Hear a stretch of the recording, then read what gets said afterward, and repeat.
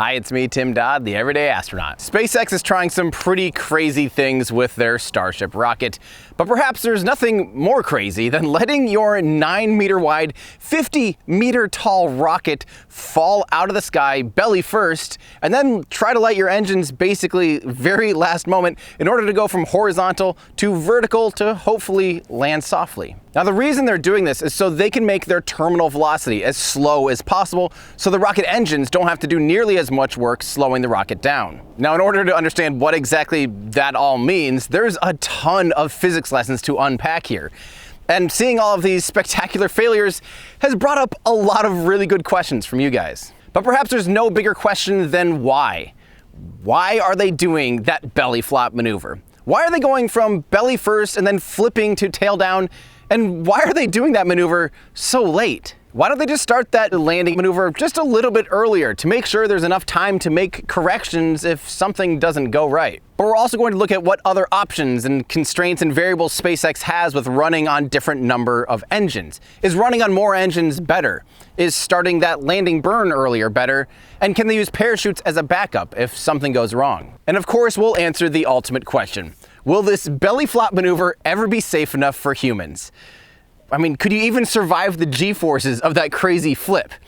Should SpaceX just scrap this whole idea and go back to landing it more like a Falcon 9, which has proven to be highly successful? So today we're going to cover the wonders of terminal velocity, thrust to weight ratio, gravity drag, and engine throttling to see if we can figure out why SpaceX is pursuing such a crazy landing maneuver, and if we even think that's a good idea, or if maybe they should just go back to the drawing board. Let's get started. 3, 2, 1, That's one small step for man. contact with a test 1.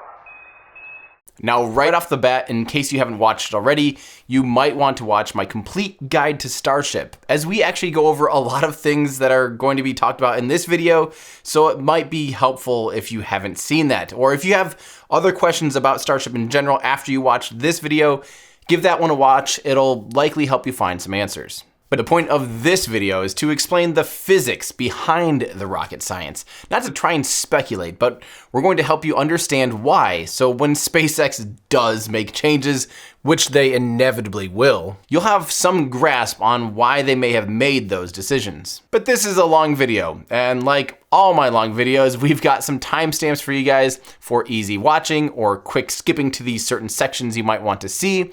We also have the YouTube play bar broken up into those same sections, and we have an article version of this video up on our website at everydayastronaut.com. The link's in the description so that you can quickly search for certain topics.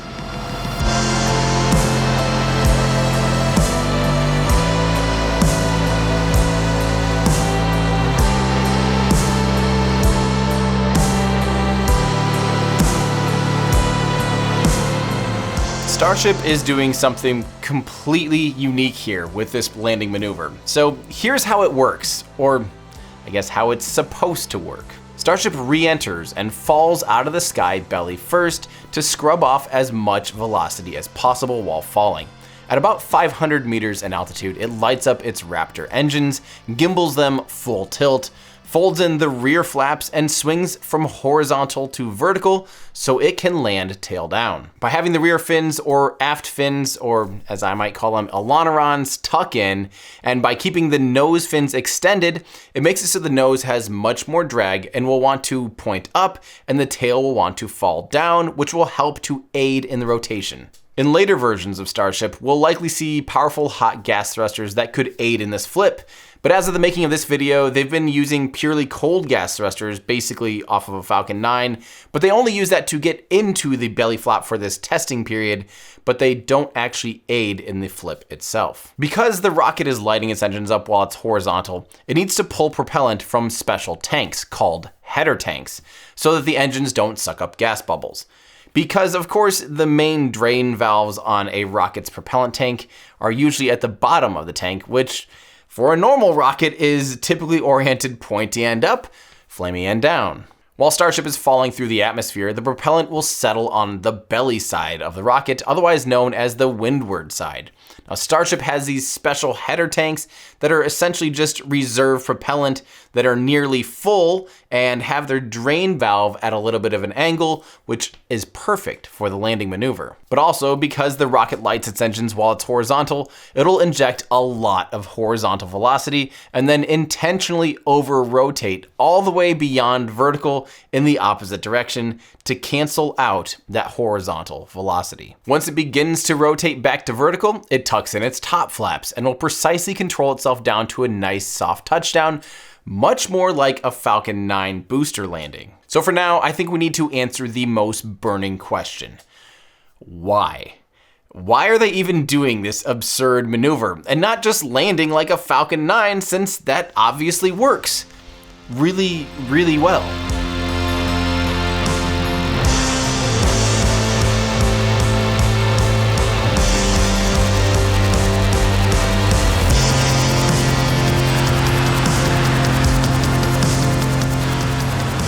Okay, so let's start with the belly flop maneuver. Well, like we mentioned at the top of this video and in our complete guide to Starship, it's all about scrubbing off as much velocity as possible.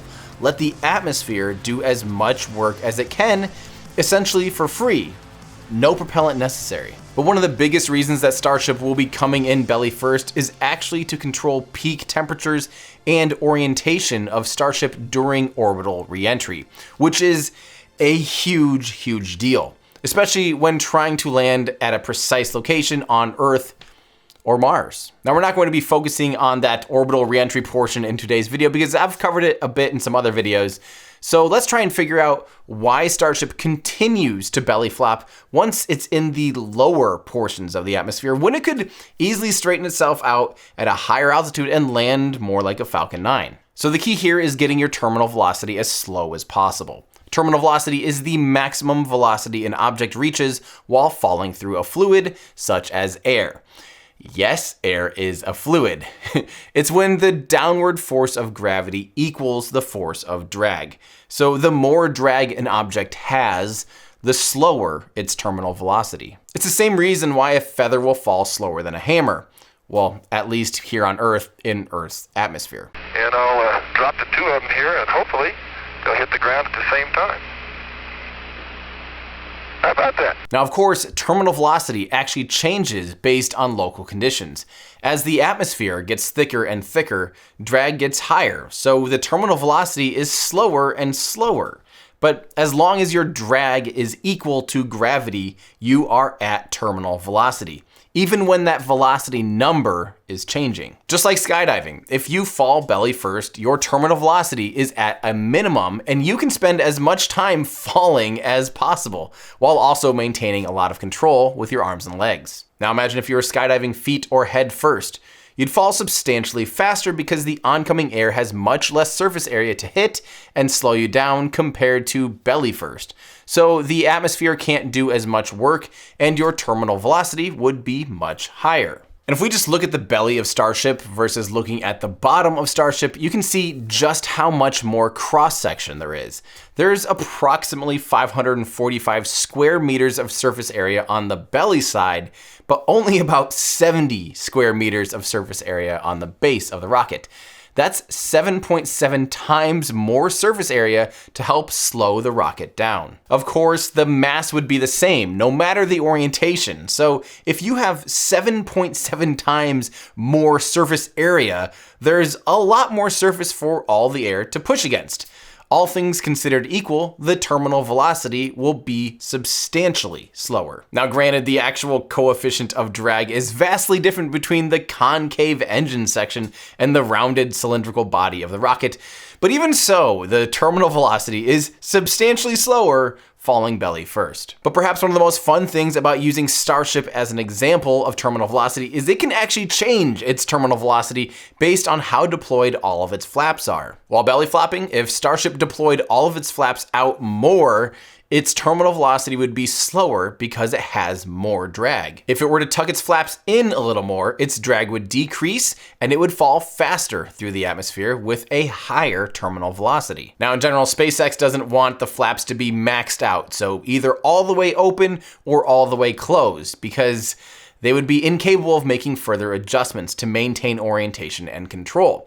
So they will likely want to be roughly in the middle, remaining relatively neutral. And we can actually see the difference of velocity in the telemetry of Starship versus a Falcon 9. Let's take a look at Declan Murphy's awesome Flight Club data of the two.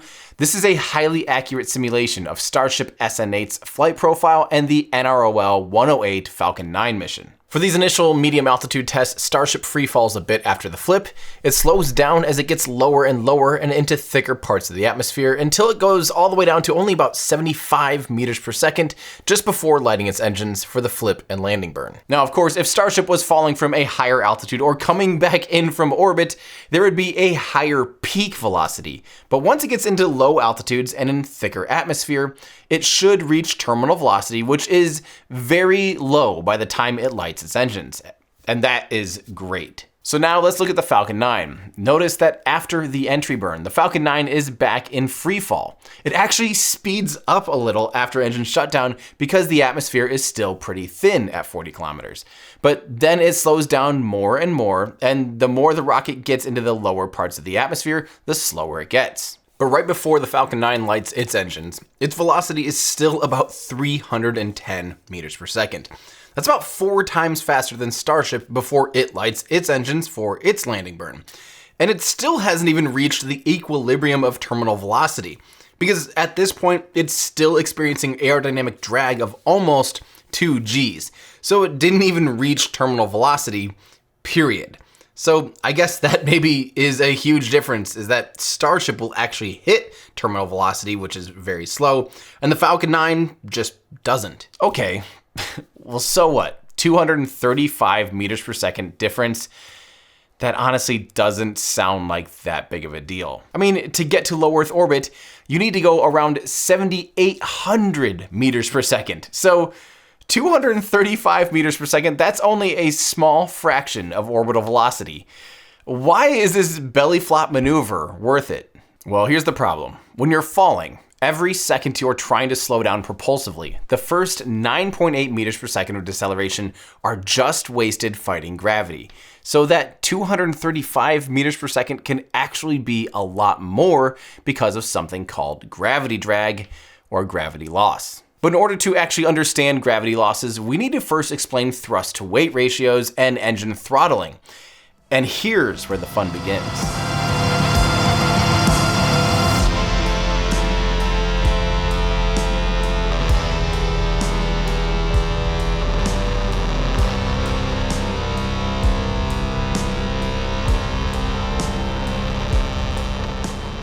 Thrust to weight ratio. Perhaps you've heard of it. Perhaps you've played lots of Kerbal Space Program, like me, and you have a pretty decent grasp of it. Or maybe you don't have any idea what I'm talking about at all, and that's fine.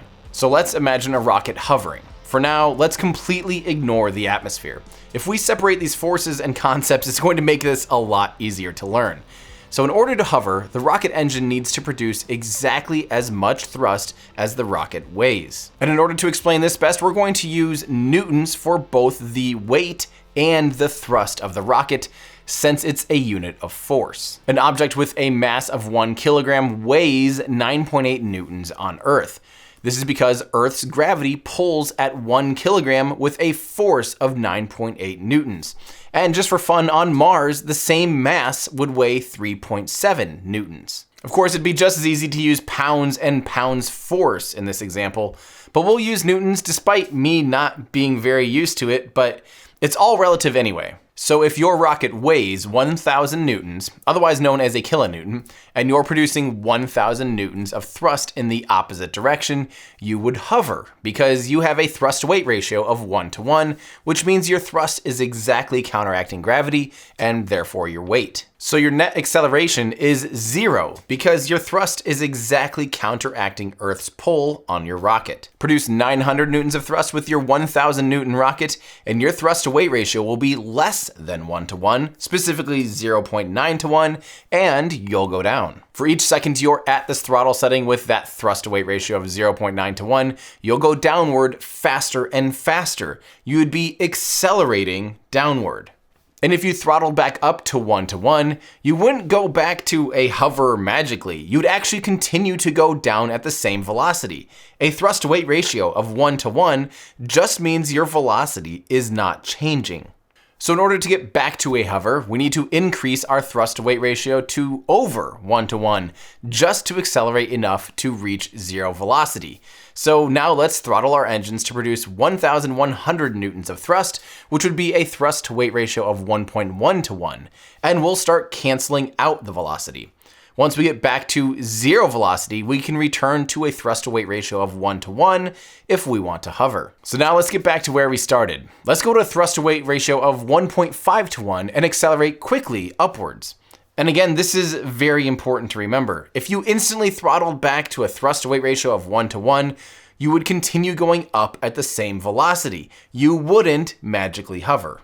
So to get back to hovering where we started, we'll hold our upwards velocity until we are close to where we started, and then we'll reduce our thrust-to-weight ratio below 1-to-1, decelerate until our velocity is at 0 meters per second, and then increase our throttle back to a thrust-to-weight ratio of 1-to-1 to maintain a hover right back where we started. It's actually quite hard to make a rocket hover and maneuver, but it gets even more complicated when you remember that when a rocket engine is running, it's also burning fuel. So the rocket is getting lighter and lighter as propellant is expelled. So in order to maintain a thrust-to-weight ratio of, say, 1-to-1, you have to be able to precisely throttle your engine to produce exactly as much thrust as your rocket weighs, even though it's getting lighter and lighter. And of course, throttling an engine is a big deal for landing. Otherwise, if you couldn't throttle, you'd have to turn on your engines at the exact right moment. That sounds like a really bad idea.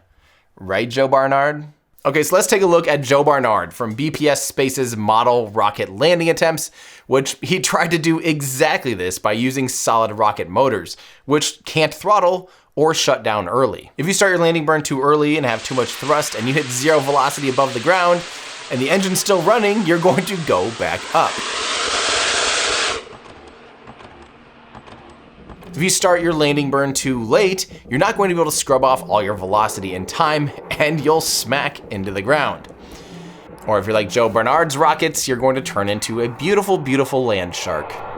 Or here's another fun example. The Falcon 9 actually has too much thrust with only one of its 9 Merlin engines at minimum throttle to be able to hover.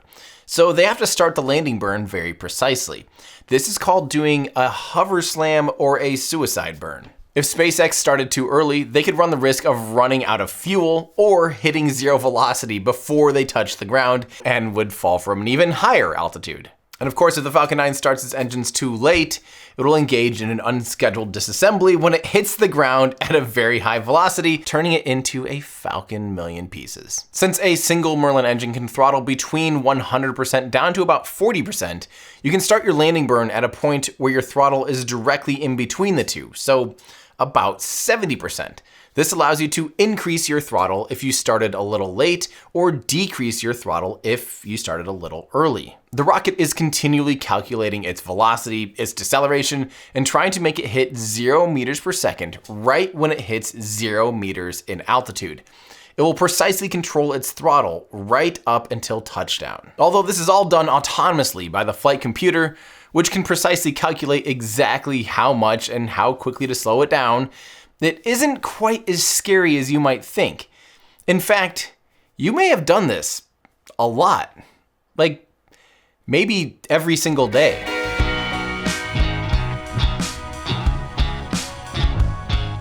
A lot of us actually do a hover slam or a suicide burn basically every day if you drive a car. So today we're actually going to be practicing our own hover slams and suicide burns and showing you that by modulating your brake pedal, you're basically doing the exact same thing as a rocket engine slowing down. So I'm going to be doing this with my friend Trevor Mallman. So let's say you're traveling at 50 kilometers per hour and there's a stop sign ahead. We want to try and stop right at the stop sign without ever letting off the brakes and without ever touching the accelerator pedal again. In this example, the stop sign is the ground, we're the rocket falling, and we're using our brakes as the rocket engine that is slowing us down. But we can even go a little bit deeper with this example, since letting off the accelerator of your car is like lighting up your rocket engine, because you begin to slow down before you even use your brakes. This is called engine braking, and although it's pretty obvious in lower gears of an internal combustion engine car, it's even more obvious in a hybrid or an electric vehicle, which have regenerative braking. And with a Tesla, we can even change our regenerative braking setting to be standard or low, which would be the same as changing the rocket engine's minimum throttle setting. So the next time you're driving around town, think about when you let off your accelerator, you've just lit up your rocket engine, which will start slowing you down. And as you use your brakes, it's like throttling your rocket engine more or less. It's pretty fun. Okay, so that's thrust to weight ratio and hover slams. So how does that affect this gravity drag / gravity loss thing?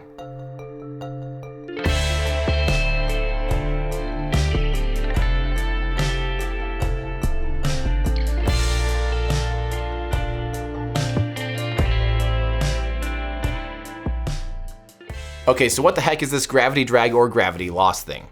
Gravity loss is when you're using your engine to fight gravity. So let's assume you have a thrust to weight ratio of 1:1.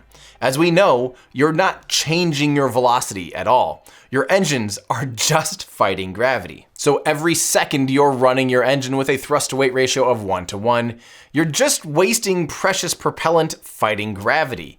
Your engine is trying to accelerate your craft at 9.8 meters per second squared, and so is gravity, just in the opposite direction. Now, like we talked about, to actually get somewhere, we need a thrust to weight ratio of more than 1:1, since the first bit of propellant will always be sacrificed to that pesky gravity.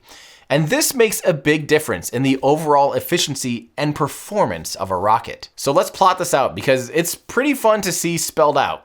If our thrust to weight ratio is 1:1, 100% of our propellant is spent fighting gravity, and 0% of our propellant is getting us somewhere. If our thrust to weight ratio is 1.1:1, 91% of our propellant is still spent fighting gravity, and only 9% is used getting us to where we want to go. But this produces infinitely more work than a 1:1 thrust to weight ratio, since that literally wasn't producing any work. So let's jump up to a thrust to weight ratio of 1.5:1. Now, 2/3 of our propellant is wasted to gravity and 1/3 goes into accelerating the vehicle. So although we increased our total thrust by only 36%, we produced over 3 times the amount of work. Let's do this again, now with a thrust to weight ratio of 2:1. Now 50% of our propellant is wasted on gravity and 50% of our propellant goes into accelerating our vehicle. Compared to 1.5:1, we only increased our thrust by 33% and we still performed 66% more work. If we have a thrust to weight ratio of 3:1, only 1/3 of our propellant was wasted fighting gravity and 2/3 was used to perform work, which is great, but we increased our thrust by 50% and now we only performed 32% more work. Wow, that's some diminishing returns there. So again, gravity will always eat 9.8 meters per second, but the percentage of your thrust that it's eating gets smaller and smaller the higher your thrust to weight ratio is. But there are diminishing returns, because the percentage of how much of your thrust gravity is eating just keeps going down and down until it's not really a major factor in the efficiency of your landing burn. So let's think about a Falcon 9 falling from the sky again. If its thrust to weight ratio was really low, like 1.1:1, it would have to start its landing burn very high up, and most of its propellant would be wasted just fighting gravity. It takes substantially more propellant to start your burn this high up. Or think of it the other way. If you had a much higher thrust to weight ratio, it could do a very short landing burn, lighting its engines at the last second, and only a small fraction of the propellant was wasted fighting gravity. But the reality is it's actually not quite as bad as we just made it seem, at least here on Earth with Earth's atmosphere, and especially towards the beginning of a Falcon 9's landing burn. Now this is really getting into the weeds on all this, but when the Falcon 9 is near terminal velocity, drag alone is already producing an awful lot of deceleration. There's much more drag than gravity is pulling down on the rocket, so it's slowing down before the engines even light. But once you light your engines, You of course begin to slow the rocket down, but ironically, you're actually reducing the drag the rocket experiences. So the slower the rocket engine makes the rocket, the more work it actually has to do to fight off gravity. Near the end of the landing burn, it's basically carrying all the weight of the rocket, and our whole thrust to weight ratio thing really matters here the most. It's honestly crazy to me that engineers have to factor in all of this stuff when they're designing these landing profiles. Okay, so now we know about terminal velocity, we know about gravity drag and how a high thrust to weight ratio can help combat it. I think it's time we get into why does SpaceX do the flip from belly flop to tail down so late?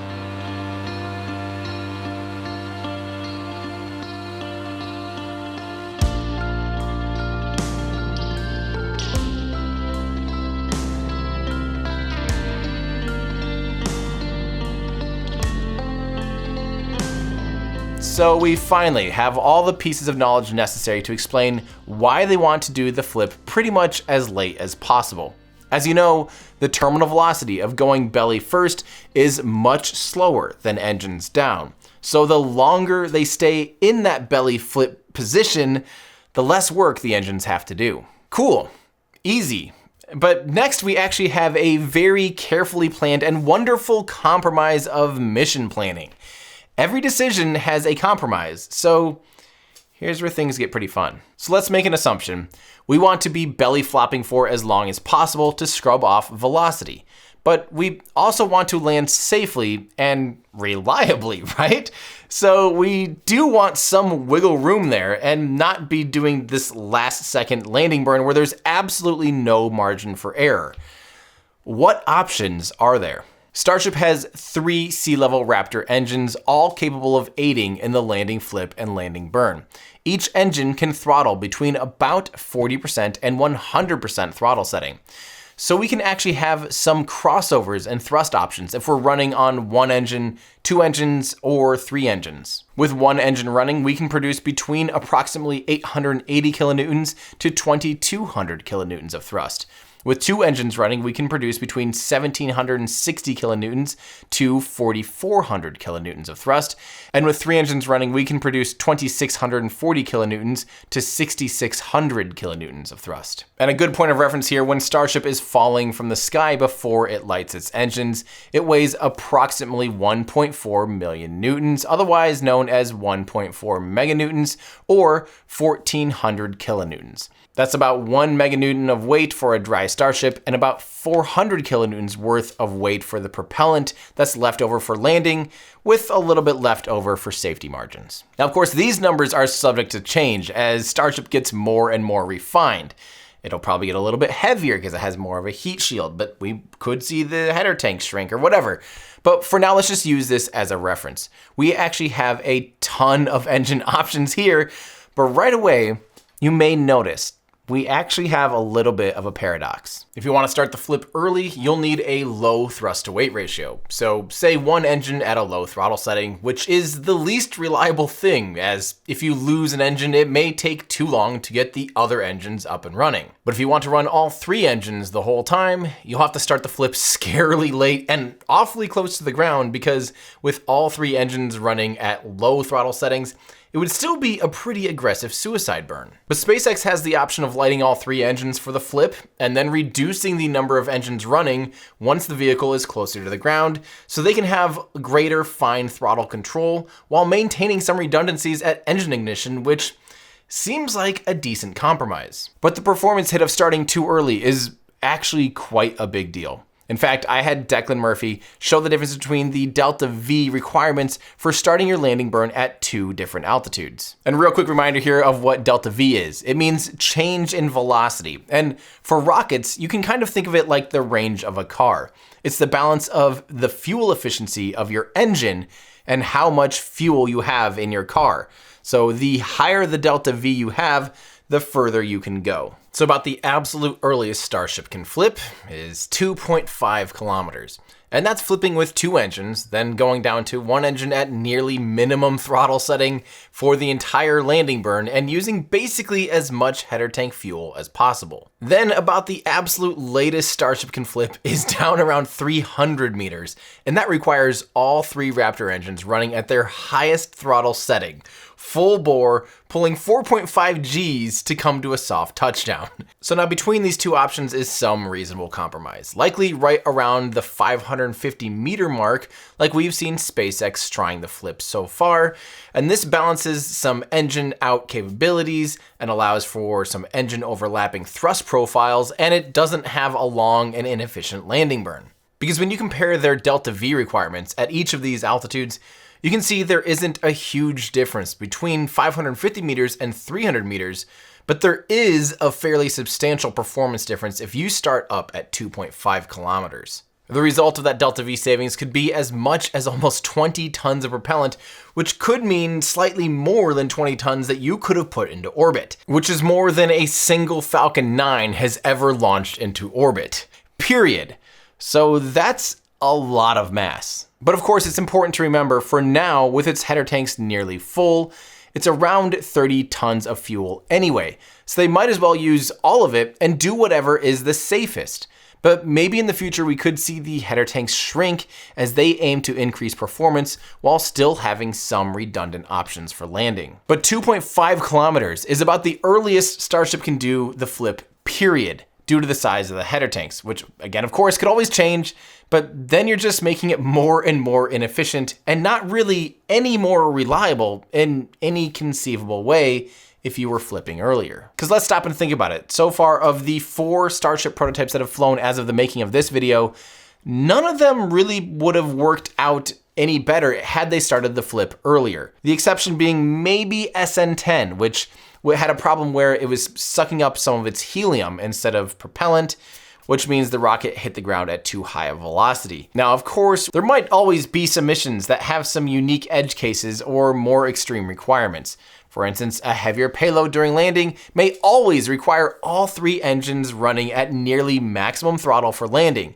But that might not be a safe or reliable solution for humans. To me, it seems like what they're doing now with lighting up 3 engines at the flip is great, because that way if one of them isn't working out okay, they can just continue to do the flip and the landing on 2 engines. Okay, so all of this will allow Starship to fall slower, and when timed correctly, it'll use very little propellant for the landing burn, which will increase the performance of the rocket, since the propellant saved can be used to put more stuff into orbit.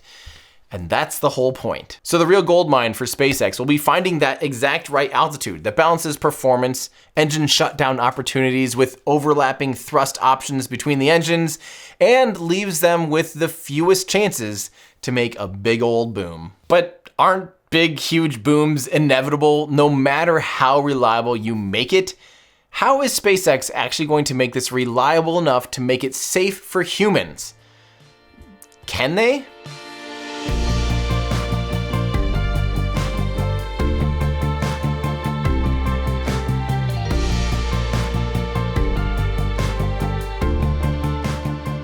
Okay. Let's say everything works out perfectly and Starship can land reliably. This maneuver still looks pretty intense, and isn't it always subject to some spectacular failures? What would it be like if humans were on board Starship? Can it be safe? Is this something your life could depend on? As someone who wants to ride this thing now for Dear Moon, we better get into this. Well, first off, the biggest weakness, we need to remind ourselves that for now, the Raptor engines are still in their infancy. They're literally still in development, and they're getting more and more reliable by the day. They are far from perfect, but SpaceX is flying and testing these things at a blistering speed, and they're accelerating. So with general engine reliability, the reliability of this maneuver will go up drastically, like we just talked about. By having landing profiles that will have few single point failures, it could become much more reliable. And on top of this, SpaceX will practice this maneuver a ton, since they're planning on flying Starship an insane amount between cargo and eventually refueling flights and all these other things. Not only in this testing phase, but once it's operational, it'll see an awful lot of flights, and they'll have plenty of time to learn from successes, close calls, and failures. But there is something that will hopefully help make this flip maneuver itself a little bit more reliable if there are problems with, say, the engine gimbal or something, because SpaceX is working on powerful hot gas thrusters that use high pressure gaseous methane and high pressure gaseous oxygen that can aid in the flip maneuver. But what if they didn't do that flip at all? Would the hot gas thrusters be powerful enough to just simply land belly first? Well, no. The hot gas thrusters will not be nearly powerful enough to be able to actually slow down an entire Starship. But if you had enough of them, of course, you could maybe do that, but lugging around all those additional engines and that extra plumbing adds a lot of complexity, a lot more failure points, and a lot of weight. Besides that, the structure of the rocket would also have to be able to handle forces going up through it horizontally, which it's not designed to do that. They don't even ship it out horizontally. Notice it's always vertical, so the forces are always going vertically through it. So they'd have to design this entirely new system, which would beef the rocket up and add even more weight to it if they were to have some kind of auxiliary landing thruster. But the same thing is basically true for parachutes. I have a lot of people asking me why they aren't using parachutes as a backup if the main engines didn't light or something like that. Well, the first and most obvious reason for parachutes is that they take a long time to deploy.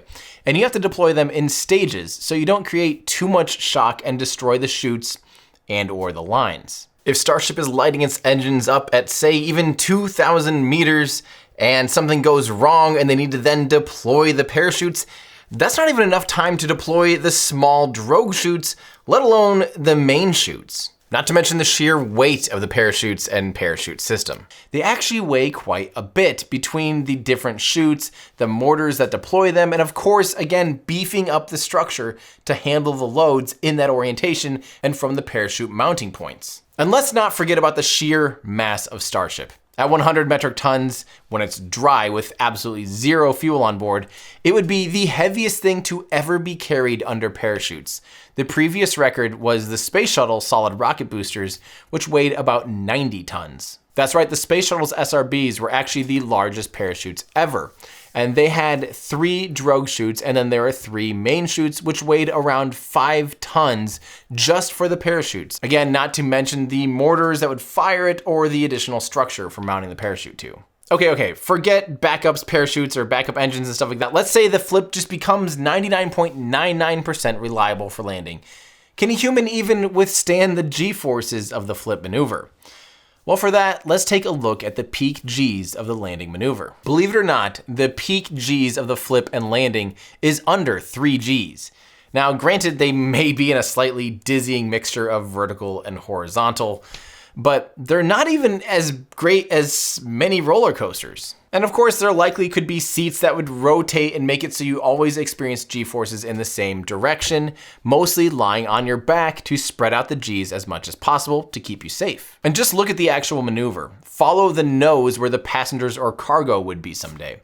It doesn't actually move that much at all. Yes, the tail whips around pretty aggressively, but the nose barely does at all. I think it just looks scarier than it is. At the end of the day, I'd rather experience the G's of Starship than the G's of a Falcon 9 booster propulsively landing, which pulls up to 5 G's at certain points during re-entry and landing burns. While that's certainly survivable, it's definitely starting to get pretty uncomfortable. Now, of course, no one's riding a Falcon 9 booster when it lands, but it just shows how high the G-forces are in order to recover a booster vertically. So although the belly flop looks dangerous and nauseating, it likely wouldn't actually be that bad for humans. Especially if the seats compensated for the rotation, it'd probably be no big deal at all. But as far as reliability, well, only time will tell how reliable this actually can be. So with that, I definitely think we need to wrap things up.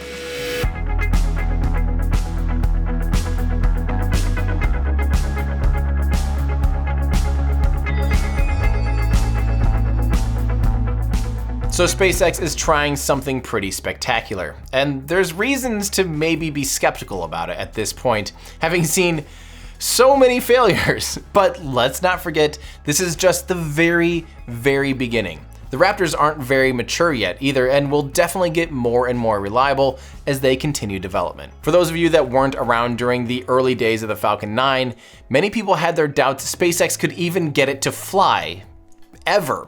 There were scrubs galore, problems, and questions coming up every time they got a Falcon 9 to the pad. And then of course there were many doubts if they could ever get it to land, and at first it did seem like a bad idea and like something that just might never be worth their time. But now, no one doubts the merits of SpaceX landing and reusing their Falcon 9 boosters. As of today, about 75% of all Falcon 9 flights have successfully landed and been recovered, and about half of all missions have been on re-flown boosters. They clearly have figured out a system that works incredibly well and has already changed the game. Or perhaps you remember when SpaceX started using super chilled propellants for their Falcon 9. They were scrubbing constantly. For instance, SES-9, one of the first missions to use super chilled props, was scrubbed 4 times because of issues with the super chilled propellant. And people were questioning whether or not it was worth it and if they could ever get it to actually just work out without being super finicky, including ULA's Tory Bruno. But the ultimate question, why? We've said it at the beginning and we'll say it again now that you understand everything. Using as much of the rocket to slow down in the atmosphere as possible, essentially for free, that's a great reason right there. And then by doing the flip as late as possible, they minimize gravity drag and they won't waste too much Delta V landing the rocket. In order to fulfill the goal of being a super heavy lift, fully reusable rocket, they have to squeeze absolutely every little drop of performance out of the vehicle. In the early days of this testing program, we're going to see a lot of failures. SpaceX will learn a lot of lessons, but they're cranking these things out so fast, they can rapidly iterate and learn at a pace that will certainly lead to getting results in a hurry. But the reality is, I know the last minute aspect looks scary, but frankly, every part just simply needs to work. This all just needs to become more reliable, period. And if I know anything about SpaceX, they will force this thing into being reliable because they don't seem to take no for an answer. After all, nothing that's physically possible is impossible. But at the end of the day, who knows? SpaceX could play around with this for a while and then say, you know what? Let's just focus on what gets us the absolute highest chances of safely landing and recovering, period. And then they could make some just drastic changes. I mean, Elon's already talking about catching the booster with the launch tower and maybe even doing that same thing with Starship. Who knows, maybe someday we'll see them blowing a bunch of fans up at Starship and catching it in a giant net. I mean, I feel like nothing is off the table for SpaceX, but for now, I'm excited to see them try this more and more because it sure is exciting. So what do you think? Do you think SpaceX will figure out this maneuver and make it reliable and routine? Or do you think they'll wind up back at the drawing board and have to come up with another completely different solution altogether? Let me know your thoughts in the comments below. I owe a quick thank you to a lot of people who helped make this video possible, including Declan Murphy from flightclub.io. You guys should definitely be familiar with this. If you're out ever trying to take pictures of a rocket, be sure and check out his Rocket Photographer Toolkit. There's a ton of really fun stuff to play with though too, so definitely check out flightclub.io. It is awesome and Declan does amazing work. And check him out on YouTube too, because he's doing an awesome job explaining some of the differences we're seeing between these missions. And also Casper Stanley, who made a lot of the awesome 3D renders in this video. Check out his Rocket Explorer app on the Steam store, which is super, super cool. And another thanks to Corey at C_Bass3D on Twitter for some of his incredible animations as well. And a lot of the footage you saw from this video was from the partnership I have with my friends at Cosmic Perspective. So Ryan Chilinsky and Mary Liz Bender, who work with me to make a lot of the incredible video that you see on launch day. Definitely watch their incredible films on YouTube, find their YouTube page right now, and once you watch their videos, I can just about guarantee you're going to want to support them so you get some awesome access to behind the scenes stuff and help them continue to do what they do by going to patreon.com/cosmicperspective. But I owe a huge thank you to my Patreon supporters who helped make this video, Mars Studio B, and everything that we do at Everyday Astronaut possible. So if you want to help support what I do or gain access to our incredible Discord community, who is just the most fun audience to be with on launch day, or just hang out during the week, asking people rocket questions and stuff like that. Or if you want to get access to some exclusive live streams as well, consider becoming a Patreon supporter by going to patreon.com/everydayastronaut. And while you're online, definitely check out our awesome web store for shirts like this shirt that I'm sure you've seen many times. This is the full flow stage combustion cycle shirt that of course you've probably seen Elon Musk wear, or his baby, or whoever else wear. It's an awesome shirt. All of our merch is the highest quality possible by screen printing them, and we just do bulk orders of merchandise. It's not print on demand stuff that will fall apart after 3 times wearing it.